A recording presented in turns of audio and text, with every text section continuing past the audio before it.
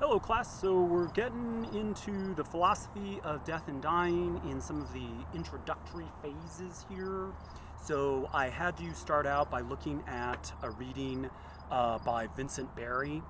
The title of his book is The Philosophical Thinking About Death and Dying, Philosophical Thinking About Death and Dying. And this used to be our textbook, so we might have some more readings from it, but for now, his introduction helps us get to some of the basic ways in which we're understanding the relationship between philosophy and mortality. Okay? And so he mentions right off the top the famous novella by Tolstoy titled The Death of Ivan Ilyich. And in it, we have basically average civil servant who has an accident, and in this accident he then develops a disease that brings him to face his mortality, and in this regard he is unprepared to face that mortality. So as Berry puts it, what is death now if it is I who must die? Okay, and so in other words, we are often putting aside the way in which we consider death to some mythic future, and when we do that, we avoid thinking about death to the degree that when it does happen upon us, in other words, when we are leading up toward death, we're not always prepared because we're used to avoiding the topic of mortality.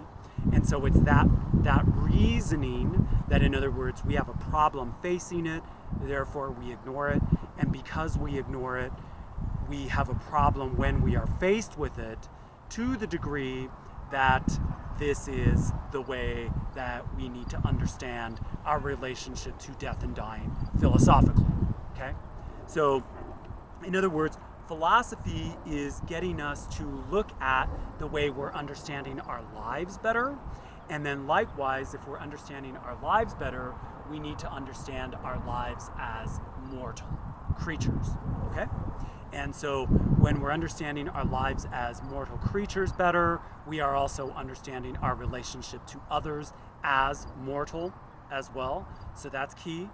And the nice thing about Berry is that he shows us that there's an interesting way in which we could work with this philosophically by focusing on the different modes of philosophical thought. So the first one has to do with metaphysics, which is my favorite.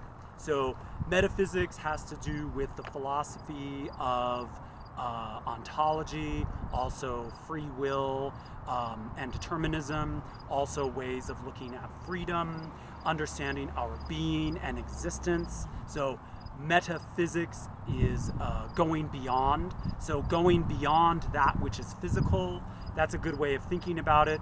But oftentimes students think that that's some kind of mystical experience. Nope, the easiest way to understand metaphysics is relationally. So in other words, we often think that the way that we are understanding the world is just a mere agglomeration of facts, but we forget that those facts must always be understood in a relation. And so when we're focusing on relationships, we're understanding metaphysics. And so if we're understanding metaphysics, that's the way in which we're constituting reality itself. What constitutes reality is a way of understanding whether or not something is how things are related in general. That's the easiest way to think about it.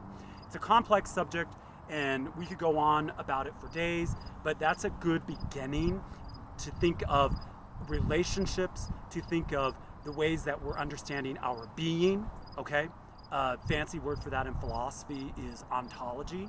So ontological questions, the sources of our being, have to do with the fact that we are mortal, okay? So the fact that we are mortal isn't the only fact there is, right?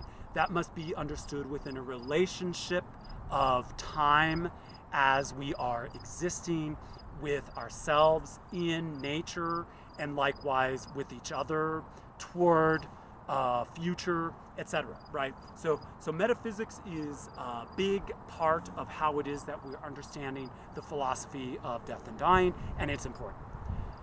Another way in which we understand the philosophy of death and dying is by way of epistemology. So epistemology is a fancy word in philosophy, and it's basically the philosophical understanding of knowledge, asking questions about knowledge and coming to answers about that, the questions of knowledge. So how it is that we're reasonable, for example, how is it that we have rational thought? How is it that we understand ourselves logically in the world? Those types of concerns are epistemological. So anytime that we're understanding something logically, we're understanding the world epistemologically. Okay?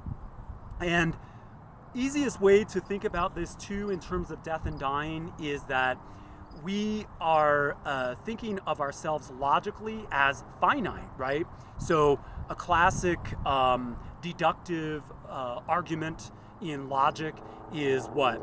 All men are mortal, all humans are mortal, Socrates is a human, therefore Socrates is mortal.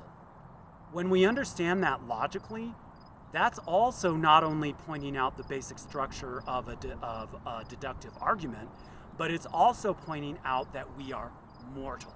Human beings are mortal, that's logical, right?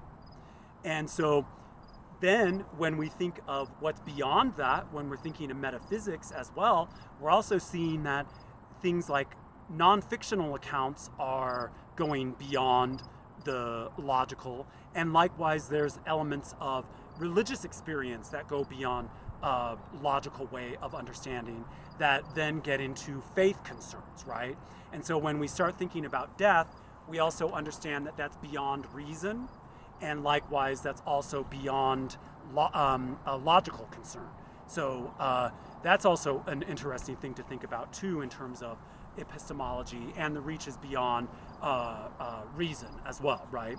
And then another feature another mode of philosophical thinking that Barry has us look at is ethics. So this is probably the most common way in which we're understanding our relationship to death and dying.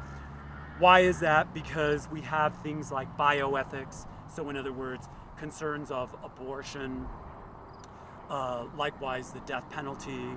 There's also the concern of cloning, and then likewise, how is it that we're understanding ourselves in terms of homicide? So even just beyond the bioethics, also an ethical concern of ours in terms of philosophy of death and dying would have to be, how is it that we understand killing? Or why is it that killing people is wrong? I mean, when we just start thinking of that question in and of itself, it becomes rather interesting. So I challenge you, just even in this short period of time, to ask yourself, why is it that killing another person is wrong, right? And how is it that you're going to justify your discussion of that becomes an ethical concern. And so when we're thinking of ethics, we're understanding morality, and then likewise our relationship to ourselves and our relationships to other people in a normative sense and a practical sense, okay? So in other words, the normative sense goes beyond just mere descriptions, but also our conscientious relationship to ourselves, others, our environment, and our mortality, right? So yes, so questions of homicide, the death penalty, euthanasia, abortion, etc., cloning, all have aspects of ethical concerns that get us into a better way of thinking about the philosophy of death and dying, i.e.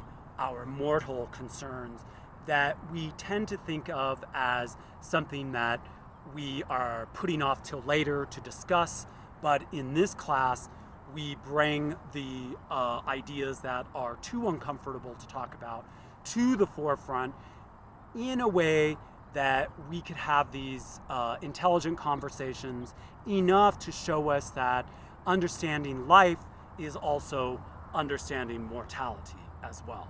That we need to understand mortality in order to get a better understanding of our own existence, ethically, metaphysically, and epistemologically. Okay, so that should be a good start for us, and we'll take it from there. Thank you. Bye-bye.